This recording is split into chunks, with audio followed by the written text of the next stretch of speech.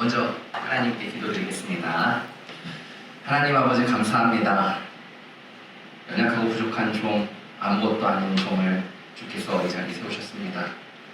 그러니 아버지, 오직 주인 되신 아버지의 말씀, 저의 말은 덧없이 사라지나 아버지의 말씀만이 영원하시오니 주의 말씀의 영원한 은혜와 진리로 이 시간을 채워주옵소서.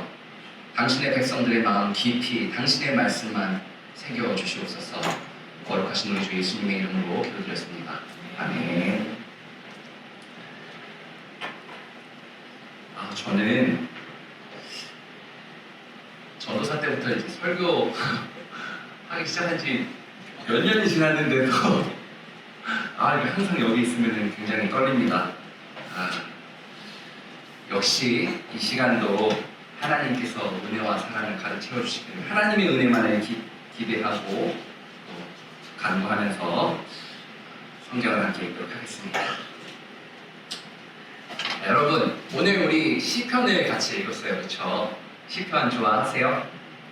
저는 시편을 굉장히 좋아하는데요. 어쩜 그렇게 저의 마음을 잘 아는지 공감하게 되는 것도 많고, 특히 제가 힘들고 괴롭고 외로울 때 위로를 받거나 또 좌절한 마음에 소망도 품게 되더라고요. 게다가 우리가 부르는 찬송가나 또 복음성가 중에는 이 시편의 제목, 시편의 내용들을 가사로 채용해가지고 부르는 찬송들도 많죠. 예를 들어가지고 내가 만민 중에 오 주께 찬송하며 주님을 찬양하리 열방 중에서. 요즘에도 이 찬양을 굉장히 많이 듣고 있어요. 그래서 저는 시편이 왜 좋을까 곰곰이 한번 생각을 해봤습니다. 그랬더니 시편이 저의 일상의 고민이나 또 감정들, 그리고 저의 신앙의 고백과 아주 깊이 맞닿아 있기 때문이라는 사실을 알게 되었어요. 맞습니다, 여러분. 시편은요, 우리보다 오랜 세월 앞서서 살아갔던 신앙의 선배들이 우리보다 먼저 걸어간 좌충우돌 신앙의 여정 가운데서 생생하게 증언하고 있는 진실한 신앙 고백이에요. 그래서 저는요, 시편을 기록한 신앙의 선배들에게 그러셨던 것처럼 저와 여러분의 일상에도 하나님께서 마음껏 위로해 주시고 또 소망도 가득 품게 해주시길 기대하면서 여러분과 함께 시편 57편을 살펴보려고 합니다. 독일에 오래전에 돌아가신 할아버지가 한 분 있어요. 이 할아버지인데요, 사진을 보니까 약간 할아버지 같이 안 생기긴 했는데 헤르만 군켈이라는 할아버지인데, 보시다시피 사진 속의 군켈 할아버지는 어딘가 좀 완고해 보이고 좀 이것저것 까다롭게 따질 것 같은 전형적인 독일 할아버지예요. 비록 겉모습은 이렇게 가까이 하기 좀 부담스러워 보이지만 군켈 할아버지는 성경을 아주 사랑했고 또 그렇기 때문에 성경을 깊이 묵상하면서 연구했던 분이었죠. 특히 시편을 매우 좋아하셨던 모양인지 당연히 시편을 즐겨 읽으셨겠지만 그뿐만 아니라 각각의 시들이 어떤 내용을 담고 있는지 그 시들을 통해 옛날 신앙의 선배들이 우리에게 어떤 메시지를 전하고 있는지 주의를 기울이며 자세히 연구했습니다. 그러던 어느 날 군켈 할아버지는 시편을 읽다가 시편에는 아주 독특한 특징이 있다는 사실을 발견하게 됩니다. 여러분들도 잘 아시다시피 시편은요, 무려 150편에 달하는 시들을 한데 모은 시 모음집입니다. 그런데 그 중에, 그 150편 중에 약 70%에 해당하는 시들이 슬픔과 탄식을 담고 있다는 거예요. 저는 이 이야기를 처음 들었을 때 되게 혼란스러웠어요. 왜냐하면 우리가 시편이라고 번역하고 있는 히브리어는 테힐림이라고 해서요, 찬송을 의미하는 단어거든요. 그러니까 찬송 모음집이라는 뜻인 거죠. 한번 생각해보세요. 좀 이상하지 않나요? 아니, 슬퍼하고 탄식하는 내용이 70%나 되는데 제목은 찬송 모음집인 거잖아요. 슬퍼하고 탄식하는 내용이 정말 70%나 된다면 오히려 그렇게 슬퍼하고 탄식하는 가운데 하나님께 호소한다는 의미에서 테필림, 기도 모음집이 제목으로 더 적절하지 않을까요? 그래요. 뭐 일단 뭐 테힐림이 적절하든지 테필림이 적절하든지 그건 차치하더라도 저는 진짜 궁금했어요. 대체 왜 시편은 슬퍼하고 탄식하는 사람들의 시로 가득한 것일까요? 우리는요, 성경을 66권이라고 말하지 않고 한 권이라고 말합니다. 왜냐하면 성경이 수천 년의 세월 동안 수많은 저자들에 의해서 기록한 것들을 한데 모은 책이지만 너무나 신기하게도 이 66권 전체가 마치 처음부터 한 권이었던 것처럼 일관된 통일성을 갖고 있기 때문이죠. 성경의 한 부분인 시편도요, 비록 다양한 사람들이 기록한 무려 150편에 달하는 많은 시들을 모은 책이지만 그 많은 시들을 아무런 연관성 없이 무분별하게 무작위로 대충 짜깁기한 책이 절대 아니에요.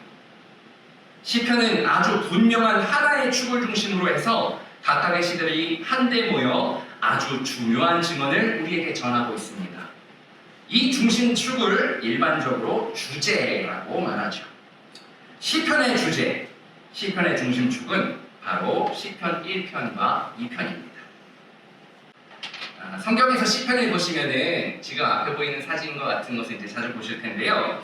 다윗의 시, 인도자를 따라 문나변에 맞춘 노래, 이렇게 각각의 시들 위에 이 사진 보시면 파란색으로 하이라이트 되어 있는 부분 보이시죠? 잘 안 보이실 수도 있는데 이렇게 시들 위에 제목처럼 적혀 있는 것이 보이실 거예요. 근데 또 어떤 시들에는 이런 제목들이 없는 시들도 있죠. 그래서 이 제목이 없는 경우가 크게 두 가지로 볼 수 있는데요. 하나는 시편처럼 제목이 달려있는 앞에, 그러니까 9편의 시와 이어지는 경우고요. 또 하나는 그 시 자체가 제목이 되는 경우입니다. 자, 그렇다면 여러분, 시편의 시작이자 제목이 없는 첫 번째 시는 시편 전체의 제목이라고 할 수 있겠죠. 또 시편 2편이 1편에 이어지는 시인 것을 볼 때에 사실상 시편 1편과 2편은 하나의 시로서 시편 전체의 제목, 다시 말해서 시편 전체를 하나로 묶어주는 주제가 되는 것입니다. 자, 시편 1편의 내용은 간략하게 요약하면 이렇습니다. 복 있는 사람이 누구인가? 악인들의 꾀, 죄인들의 길, 오만한 자들의 자리를 거절하고 오직 여호와의 율법을 즐거워하여 그 율법을 밤낮으로 생각하고 노래하고 따르는 자, 그가 복이 있도다. 복 있는 사람은 마치 시냇가에 심은 나무가 적절한 때마다 풍성하게 열매를 맺으며 그 잎사귀가 항상 마르지 않는 것과 같이 생명의 근원이신 하나님께서 늘 함께 하시기 때문에 모든 일이 형통한 의인이로다. 여러분 기억하시오. 악인들은 곡식을 거두는 자가 후 불어 곡식 껍데기를 솎아내는 것과 같이 여호와께서 심판하실 때에 견디지 못하고 망할 것이요 의인들은 여호와께서 견고하게 지키시리라. 자, 이것이 시편 전체의 시편 150편 전체의 주제입니다. 생명의 근원이신 하나님께서 다스리고 계시기에 악인들은 심판을 견디지 못하고 멸망하나 여호와의 뜻을 기뻐하고 따르는 의인들은 여호와께서 견고하게 지키신다는 것이죠. 이어지는 2편은요, 시편의 주제가 의미하는 바가 무엇인지 좀 더 구체적으로 이야기합니다. 좀 더 명확하게 말씀드리자면 시편의 주제는 이 우주적 세계의 진정한 왕은 오직 하나님 한 분이시다. 이렇게 이 중요한 사실을 온 땅을 향해 천명하고 있는 것이죠. 그래서 이 편의 내용은 이러합니다. 세상에서 명성을 얻은 유명한 왕들과 용사들이 서로 결탁을 해가지고 1편에서 말하는 악인들을 심판하신다는 그 두려운 하나님의 심판으로부터 벗어나기 위해서 하나님을 대적하지만 하나님께서 이들의 계획과 실행을 보시고는 비웃으신다고 말합니다. 왜냐하면 자, 여러분, 이 유명한 왕들 또 유명한 용사들이 제 아무리 유명하고 뛰어난 능력을 갖고 있다 하더라도 그들이 있는 것보다 까마득하게 높이 계시는 하늘에 계신 하나님께서 보시기에는 마치 작은 개미가 막 이리저리 왔다 갔다 하는 것처럼 너무나 하찮은 반란이기 때문이에요. 그들의 결국은 불보듯 뻔합니다. 시편 1편이 가르쳐주듯이 악인들이 아무리 날고 기어봤자 구하고 불면 맥없이 날아가 버리는 쭉정이처럼 하나님께 이들은 한없이 가벼운 존재들이니까요. 그렇기 때문에 여러분, 어떤 상황에서든 여호와께 피하는 것이 진짜 복된 것입니다. 시편 1편과 2편이 하나이시라는 것은 구조적으로도 좀 증명이 됩니다. 자, 앞에 보시면은 제가 PPT로 만들어 왔는데요. 앞서서 제가 내용상 일관성에 대해서 말씀드린 것 외에도 시편 1편에서 복 있는 사람으로 시작하고 2편에서 복 있는 사람으로 끝나잖아요. 내용상 동일한 맥락으로 이어지는 것 외에도 이처럼 시편 1편과 2편은 처음과 끝이 똑같은 수미상관 구조로 이루어진 한 편의 시인 것이죠. 약간 좀 저의 뭐 특징이 드는 버릇 같은 건데 복잡한 구조에 대한 내용은 여기서 짧게 끝내겠습니다. 자, 여기서 한번 생각해 보자고요. 1편과 2편이 시편 전체의 제목, 시편 전체의 주제라면 여러분, 3편부터 이어지는 시에서 어떤 내용을 기대하게 되나요? 하나님을 대적하는 악인들의 계획은 박살나고 하나님께 피하는 하나님의 백성들, 즉 하나님의 뜻을 따라 살아가는 의인들의 삶은 견고하게 지켜주시는 그런 통쾌한 증언들을 기대하게 되지 않나요?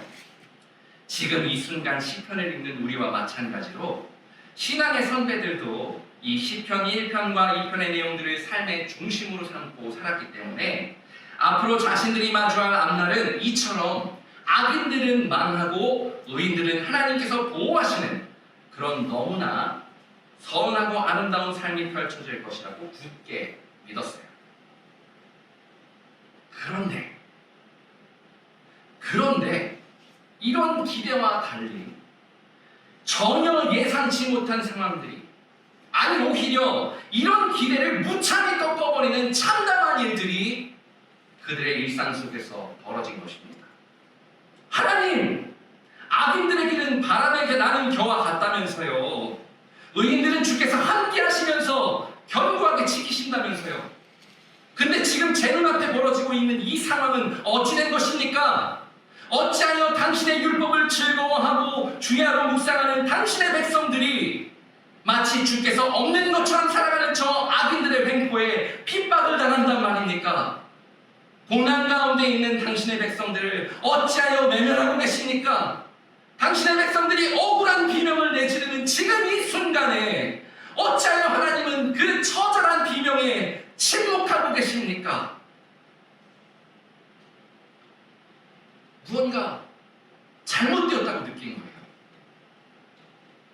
자신들이 믿고 있는 것과 너무나 다른 현실을 마주했던 거예요. 그렇습니다, 여러분. 시편의 무려 70%에 달하는 슬픔과 탄식은 바로 이런 상황 속에서 하나님께 탄원하는 호소입니다. 제발 이 고통 속에서 구원해 주시기를, 제발 우리가 신뢰하고 기대하는 그런 정의로운 현실로 회복시켜 주시기를 간절히 간구하는 기도인 것입니다. 지금 우리 일상 속에서 하나님의 백성으로 살아가기 때문에 겪는 억울함, 또 하나님께서 살아계시는데 어떻게 이런 일이 있을 수 있는지 도무지 이해할 수 없어서 절망스럽고 괴롭고, 그런데 아무도 나의 비명에 귀 기울이지 않는 이 상황에서 심지어 하나님도 외면하시는 것 같아서 가슴에 사무치는 고독함, 이런 비참함 속에서 슬픔과 탄식이 가득한 마음으로 하나님께 호소하는 거죠. 오랜 옛날 신앙의 선배들도 그렇게 슬픔과 탄식으로 기도했던 거예요. 그 기도가 바로 시편의 70%를 차지하는 탄식시인 것이죠. 오늘 우리가 함께 읽은 시편 57편은요, 두 편의 시로 이루어져 있습니다. 6절에 보시면은 성경을 다 가지고 계시니까 6절 한번 보시겠어요? 6절 보시면 옆에 생뚱맞게 동그라미 하나 이렇게 쳐져 있는 게 보이실 거예요.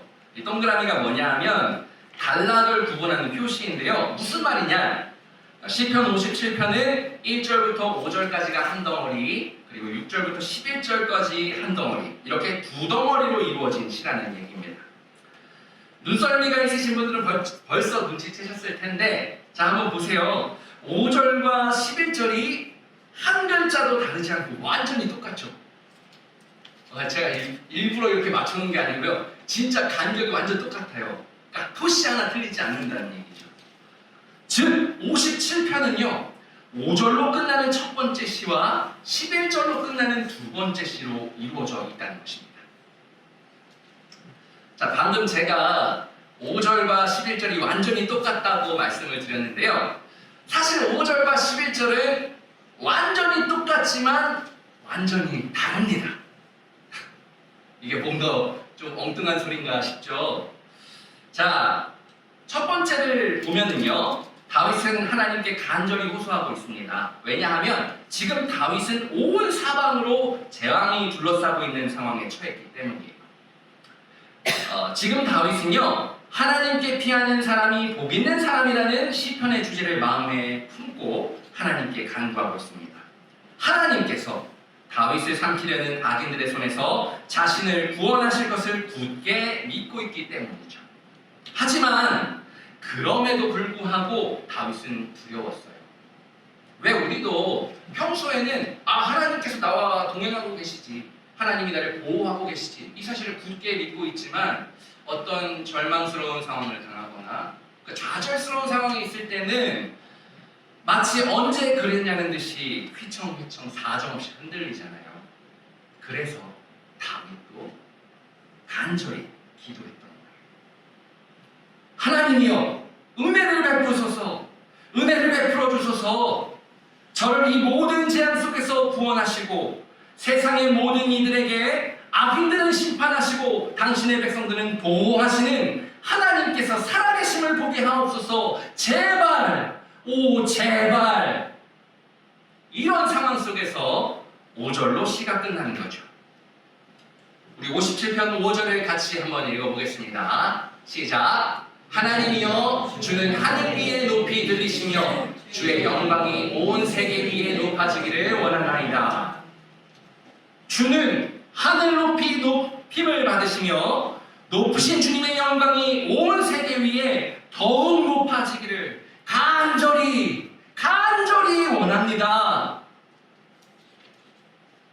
다윗에게 있어서 주의 이름이 높임을 받으시고 높으신 주님의 영광이 온 세계 위에 더욱 높아지는 이런 상황은요, 자신의 힘으로는 도저히 벗어날 수 없는 절망적인 상황 속에서 시편의 주제를 신뢰하며 하나님께 피하는 자신이 구원을 얻을 수 있는 유일한 상황인 것입니다. 그러니까 이 5절의 의미는 주님 제발 살려주세요, 이거죠. 그렇습니다. 우리가 앞서 이야기했던 것처럼 시편 57편도 사방으로 우겨싸움을 당하는 절망적인 상황 속에서 더욱이 무엇 때문에 자신에게 이렇게 재앙이 덮쳤는지 아무것도 알 수 없는 억울한 상황 속에서 하나님께서 살아계신다면 결코 일어날 수 없는 악인들의 계획이 자신을 덮쳐오는 그 두려움 속에서 슬픔과 탄식이 가득한 마음으로 하나님의 구원을 요청하는 다윗의 간절하고도 간절한 기도인 것입니다. 유대인들의 역사에서요, 시편 57편의 다윗처럼 억울함 속에 절박하게 간구하는 상황은 어렵지 않게 찾아볼 수 있습니다. 대표적으로는 세계 2차 대전 당시 히틀러의 압제 속에서 무자비하게 학살당했던 홀로코스트가 있죠. 당시 대략 1100만 명의 사람들이 나치에 의해 희생을 당했는데 이 중에 유대인들만 600만 명에 달한다고 알려져 있습니다. 당시 유럽 인구 중 유대인들이 대략 900만 명 정도였으니까 무려 유럽에 살고 있는 유대인 중에 3분의 2가 이 홀로코스트에서 희생당한 것이죠. 너무나 끔찍한 것은요, 아직 빛을 보지 못한 태아를 포함해 수많은 어린이들도 희생되었다는 사실이에요. 물론 다행이라고 말하기엔 좀 참담하지만 이 끔찍한 학살 속에서도 생존한 사람들이 있었습니다. 그 중에는 엘리 위젤이라는 이름을 가진 유대인 소년도 있었는데요. 이 소년은 나중에 홀로코스트가 얼마나 끔찍했는지, 그 절망 속에서 자신이 어떤 순간들을 마주했는지 생생한 증언들을 기록으로 남겼어요. 나이트, 살아남은 자의 기록이라는 제목으로 출판된 이 책은요, 신앙이 깊은 정통 유대인 아버지 밑에서 자라면서 본인 또한 나름대로 신앙을 갖게 되었던 저자 자신의 소년 시절로부터 시작됩니다. 아주 간략하게만 내용을 말씀드리면 평온하게 지내던 어느 날 소년이었던 저자와 그의 가족들 그리고 그 마을의 모든 유대인들이 나치군에 의해서 강제 수용소로 끌려가게 되었는데요. 이 사건에서 저자는 자신과 누이를 제외한 모든 가족들이 희생되는 고통을 겪게 됩니다. 특히 소년이 강제 수용소로 끌려가고 또 그곳에서 많은 일들을 겪는 가운데 어떻게 자신이 신앙을 잃어버리게 되는지 잘 기록되어 있죠. 끔찍한 수용소 생활 속에서도 굳건하게 신앙을 유지했던 아버지가 점점 쇠약해져가는 동안 또 어떤 상황에도 흔들리지 않았던 아버지의 신앙이 피할 수 없는 죽음을 앞에 둔 상황에서 갈대와 같이 흔들리는 것을 보면서 도대체 이 비참함 속에서 아버지와 자신 뿐만 아니라 이 비극 속에서 하나님께 피하는 모든 유대인들을 외면하는 하나님을 자신은 더 이상 신뢰할 수 없었다고 말합니다. 강제수용소에서 덧없이 죽어나가는 수많은 유대인들과 그런 처참함 속에서도 계속해서 구원을 기대하던 사람들이 점점 기도와 찬송을 잃어가는 것을 보면서 하나님이 살아계신 것을 도저히 인정할 수 없었던 것입니다.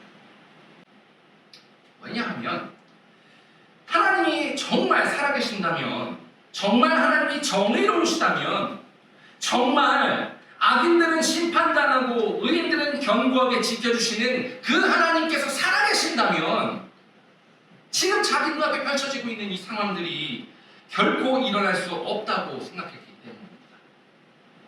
엘리 위젤에게 홀로코스트는 짙은 어둠이 드리운 밤이었습니다.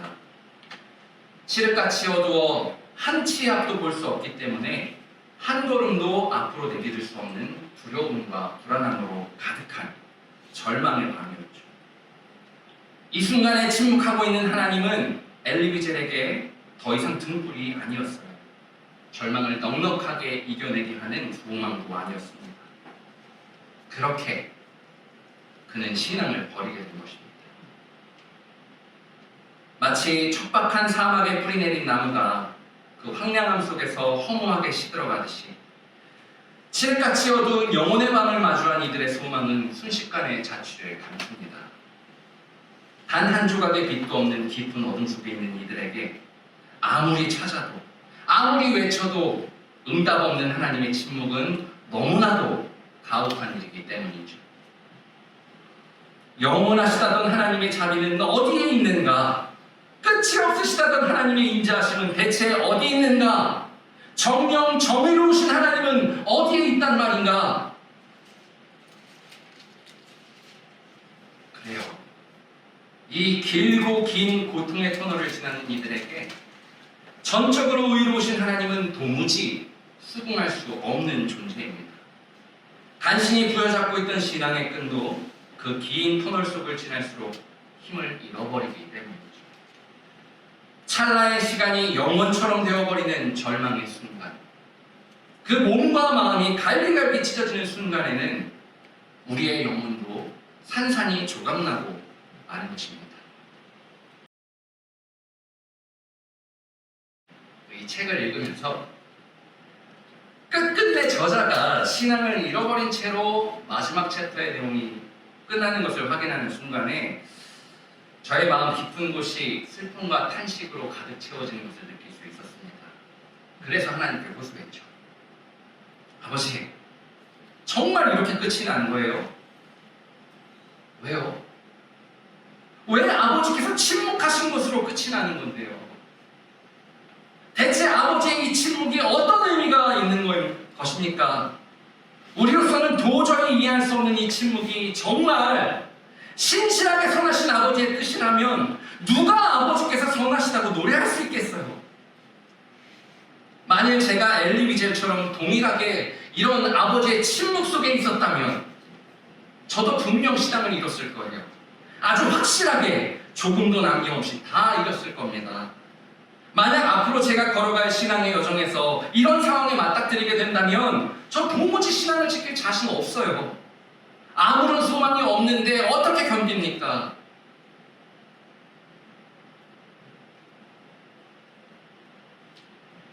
한동안 모든 이야기가 끝난 그 마지막 페이지에서 벗어날 수가 없었어요. 마치 깊은 바다에 침몰한 배처럼 마음이 아주 무겁게 가라앉아 버렸거든요. 침울하고 답답하고 뭔가 말로 표현할 수 없는 그런 비통함, 그 무거운 마음에 짓눌렸기 때문이죠.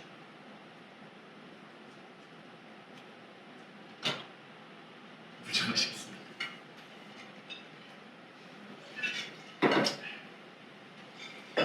저는 그 책을 읽을 때 습관 같은 것이 하나 있는데요.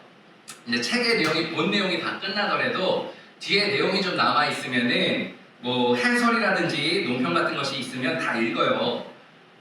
학문에 대한 대단한 열정 뭐 이런 거 당연히 아니고요. 그냥 여러분들 잘 아시다시피 책이 좀 비싸잖아요.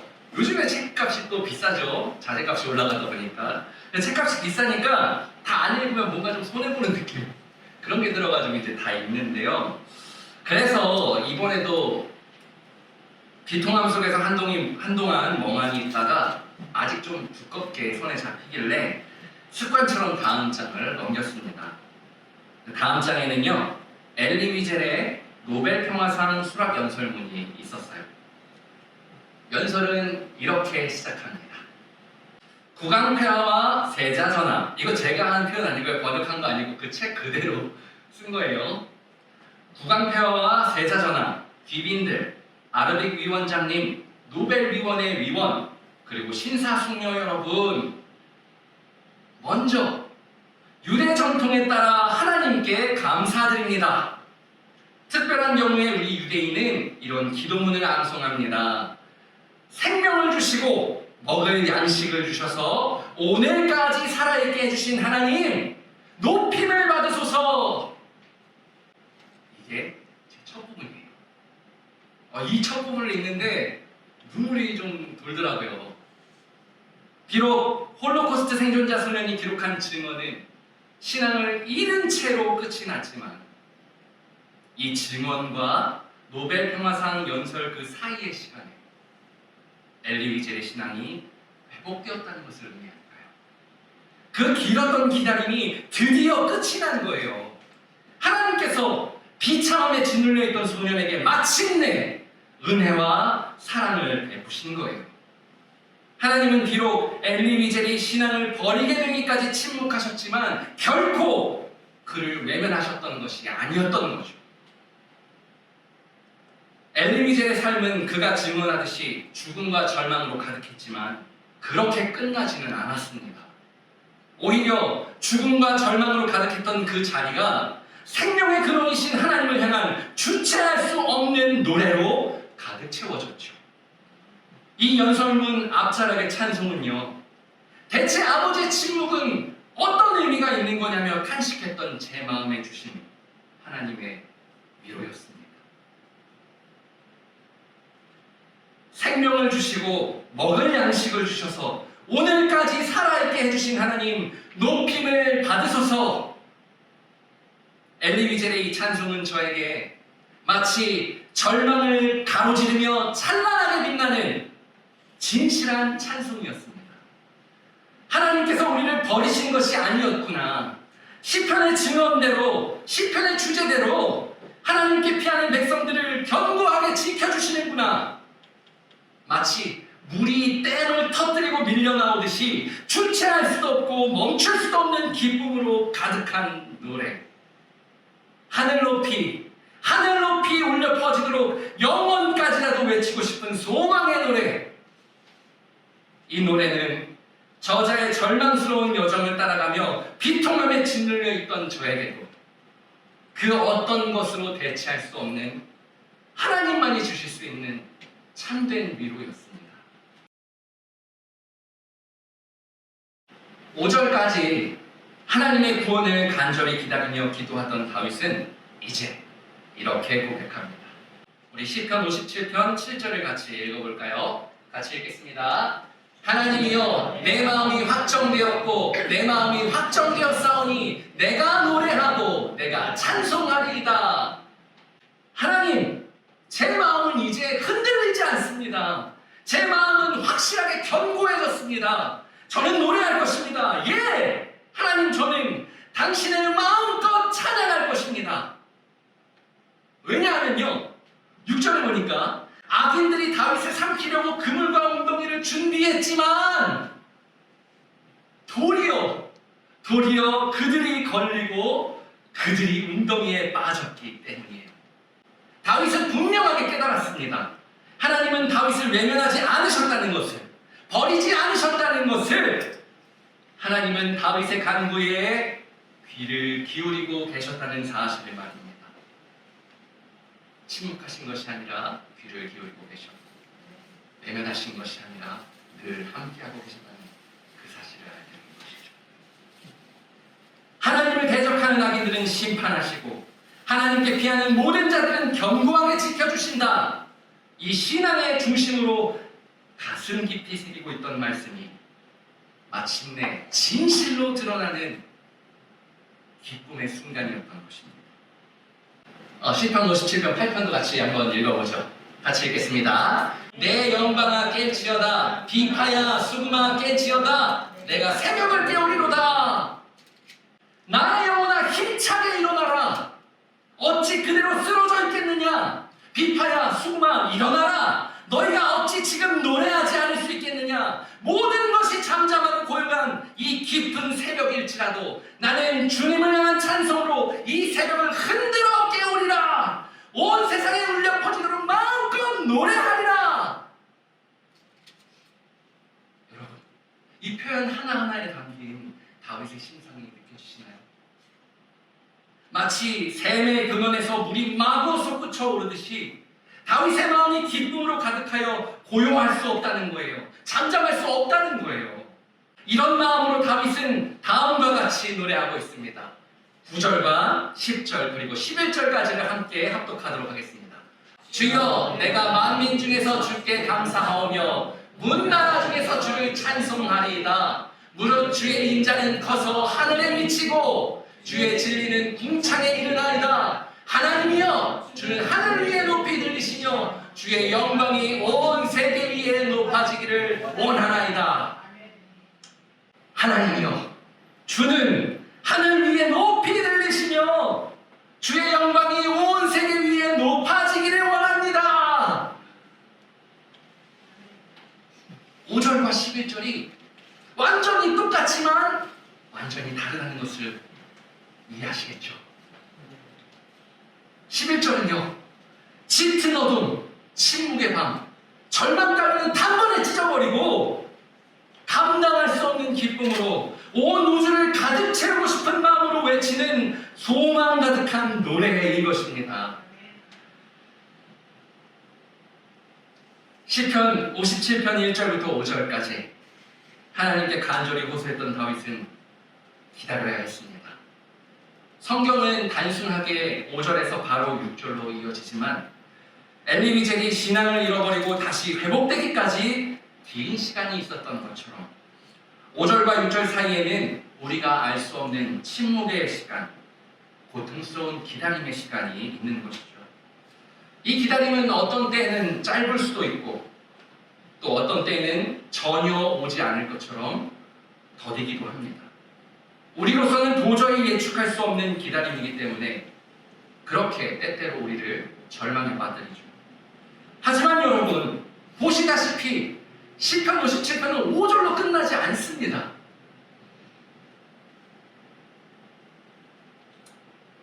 여러분 중 혹시라도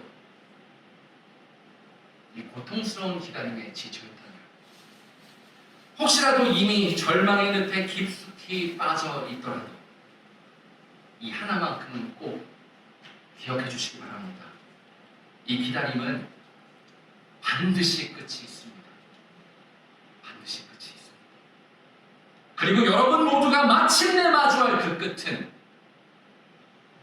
여러분의 탄식에 응답하신 주님의 은혜와 사랑을 주체할 수 없는 기쁨으로 마음껏 찬양하는 빛나는 순간일 것입니다. 다윗이 증언하고 있듯이 언제나 주께 피하는 것이 진짜 복이라는 사실을 자신의 삶으로 마음껏 증언하고 있듯이 말입니다. 네, 여러분, 제가 앞서서 말씀드린 것처럼 분명 시편에는 슬픔과 탄식이 가득합니다. 우리 신앙의 여정도 마찬가지죠. 기쁘고 즐거운 순간보다 괴롭고 슬프고 아픈 순간들이 더 많습니다. 이 자리에 계신 여러분들은 다 저보다, 혜윤이 빼고 우리 우주들명 빼고 다 저보다 오랜 경험을 쌓으셨기 때문에 인생이 가지고 있는 괴로움, 슬픔을 더욱 잘 아시죠. 하지만 여러분, 그렇다고 해서 신앙의 여정에서 마주하게 되는 이 슬픔과 탄식이 시편의 주제인 것은 아니에요. 오늘 함께 읽은 57편에서도 분명하게 확인할 수 있듯이 시편은 늘 언제나 찬송으로 끝을 맺습니다. 비록 많은 시들이 참담한 상황 속에서 슬픔과 탄식으로 하나님께 호소하고 있지만 결국에는 우리에게 향하신 하나님의 사랑에 대한 주체할 수 없는 찬송으로 끝나는 것입니다. 그러하기에 시편은 기도, 테필림이 아니라 찬송, 테힐림인 것이죠. 이제 마지막으로 한 가지만 말씀드리고 끝을 내려고 합니다. 이스라엘 왕국이 남유다 왕국과 북이스라엘 왕국으로 이렇게 둘로 나뉘어진 시기가 있었어요. 남유다 왕국 말기에는요, 하박국이라는 선지자가 살았습니다. 그가 살았던 시기에는 북이스라엘은 벌써 아시리아 제국에게 이렇게 멸망했어요. 고꾸라져 버렸죠, 바로 그냥. 멸망 가운데 맛있는 물 참 다른데. 하나님의 은혜로 무사했던 남유다 왕국은 북이스라엘 왕국처럼, 멸망당한 북이스라엘처럼 우상 숭배와 불의가 가득했어요. 하나님께서 견고하게 지켜주신 그 은혜를 조금도 기억하지 않는다는 뜻이 말이죠. 그래서 하박국 선지자는 그러한 참담한 상황 속에서 탄식하며 기도합니다. 하박국 1장 2절하고 3절 건너뛰고 4절을 한번 읽어볼게요. 자, 같이 읽겠습니다. 시작. 여호와여, 내가 부르짖어도 주께서 듣지 아니하시니 어느 때까지리까? 내가 강포로 말미암아 외쳐도 주께서 구원하지 아니하시나이다. 4절. 이러므로 율법이 해이하고 정의가 전혀 시행되지 못하오니 이는 악인이 의를 애워쌌으므로 정의가 굳게 행하여 짐이니이다. 하나님, 악독과 불의가 가득한 상황에 어찌하여 침묵하십니까? 악인들의 강포에 희생당하는 의인들이 당신께 간구하는 기도를 어찌하여 외면하십니까? 하나님께 피하는 것을 어리석다 조롱하는 악인들을 어찌하여 두고만 보십니까? 주께서 자비와 정의를 올바르게 하시기를 대체 어느 때까지 기다려야 한단 말입니까? 하나님께서 살아계신다면 어찌하여 이렇게 악인들이 득세하고 의인들은 짓밟히는가?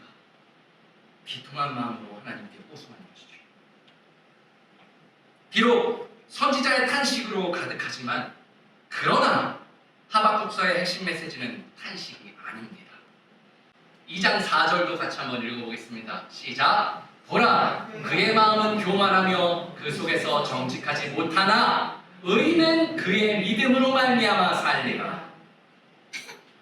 하박국 2장 4절의 이 말씀은 하나님께서 악인들의 길은 심판하시고 의인은 견고하게 지키실 것을 신뢰하면서 끝까지 하나님께서 정하신 그 때를 기다리는 것이 곧 믿음이요, 이 믿음이 의인들에게 생명이라는 뜻입니다. 즉 하나님과 동행하는 신앙의 여정 속에서 때때로 마치 하나님이 우리에게 침묵하신다, 우리를 외면하신다고 느껴질 정도로 하나님의 응답이 더딜지라도, 때때로 우리가 하나님의 약속을 확신할 수 없어서 우리의 신앙이 갈대와 같이 마구 흔들리고 휘청거릴지라도 포기하지 않고 하나님의 신실하심을 끝까지 신뢰하며 기다리는 것.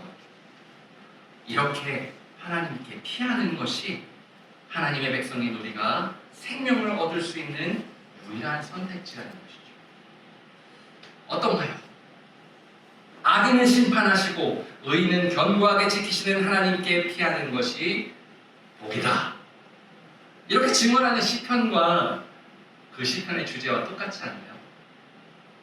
왜 성경은, 대체 왜 성경은 우리가 하나님께 피하는 것이 생명을 얻을 수 있는 유일한 선택지라고 이렇게 일관되게 증언하고 있을까요?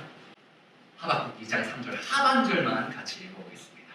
시작! 비록 더딜지라도 기다리라! 지체되지 않고 반드시 응하리라. 탄식 속에서 하나님의 응답을 기다리는 하박국 선지자에게 하나님은 이렇게 말씀하셨습니다. 비록 더딜지라도, 더듬는 거 말고요. 비록 더딜지라도 기다리라.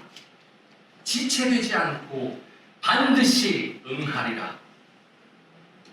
비록 악인의 길을 심판하시고 하나님께 피하는 의인들은 견고하게 지키신다는 이 하나님의 약속을 너무 오래 기다린 나머지 그 길고 긴 고통스러운 기다림에 지쳐서 어쩌면 오지 않을 것처럼 더디게 느낄지라도 지체하지 않으시는 하나님께서, 결단코 늦으시는 법이 없는 그 하나님께서 반드시 그 약속을 이루실 것입니다. 하나님께서 정하시고 이루시는 그 약속의 날에는요, 고통스러운 기다림 때문에 절망했던 우리 마음이 기쁨과 소망의 노래로 가득 채워질 것입니다. 절망스러운 순간, 특히 하나님께 호소하며 구원의 때를 고통스럽게 기다리는 순간은 제가 고통스러운 기다림이라고 표현할 만큼 누구에게나 정말 괴롭고 힘든 순간입니다. 그렇기 때문에 다윗도 또 하박국 선지자도 뿐만 아니라 수많은 신앙의 선배들도 그렇게 흔들렸던 거죠. 그러나 여러분, 그 위태로운 순간에 그들을 견고하게 붙잡는 것은 오직 주님께서 그들의 마음 깊이 새겨주신 주님의 말씀이었습니다. 이와 같이 우리에게 성경은 메마르고 황량한 사막과 같은 일상을 소생시키는 생명의 샘입니다.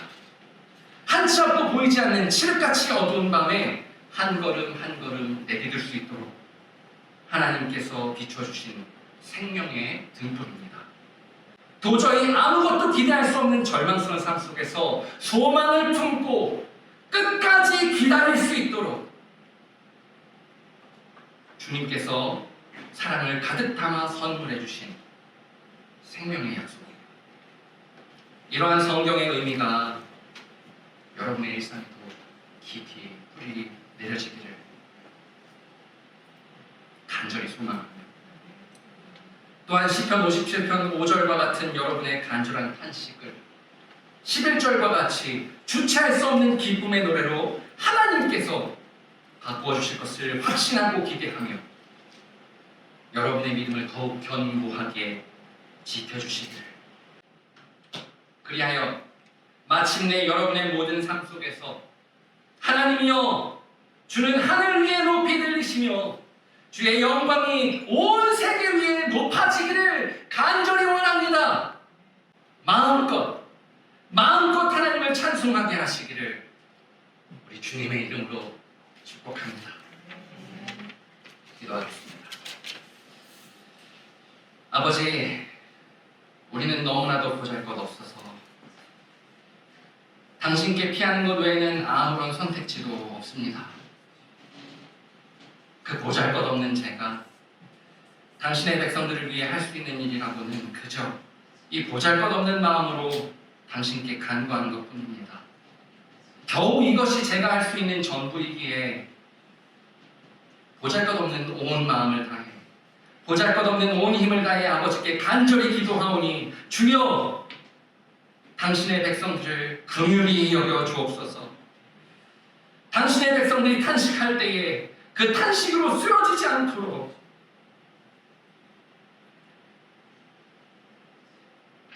연약한 손을 붙들어 주옵소서. 믿음이 연약하여 환경과 상황에 휩쓸려 흔들릴 때에 실족하지 않도록 바로잡아 주시고 연약한 믿음이 견고해지도록 믿음에 믿음을 더하여 주소서. 아버지께 피하는 것 외에 아무런 선택지가 없다는 사실이 무력감과 좌절감을 주지 않고 도리어 기쁨과 소망이 되게 하셔서 앞으로도 더욱 아버지를 의지하게 하옵소서. 당신의 백성들이 당신께서 베푸신 은혜와 사랑으로 소생되는 그 회복의 날에 온 마음 다해 온 힘을 다해 절망을 가로지르는 소망의 노래로 당신을 마음껏 찬송하게 하소서. 이 시간 간절한 마음으로 주님께 구하오니 하나님이여, 주는 하늘을 위해 높이 들리시며 주의 영광이 온 세계 위에 높아지기를 원하나이다. 늘 우리와 동행하시는 어느 순간이든지 어떤 상황이든지 언제나 우리와 함께 하시는 우리 주 예수 그리스도의 이름으로 기도드렸습니다. 아멘.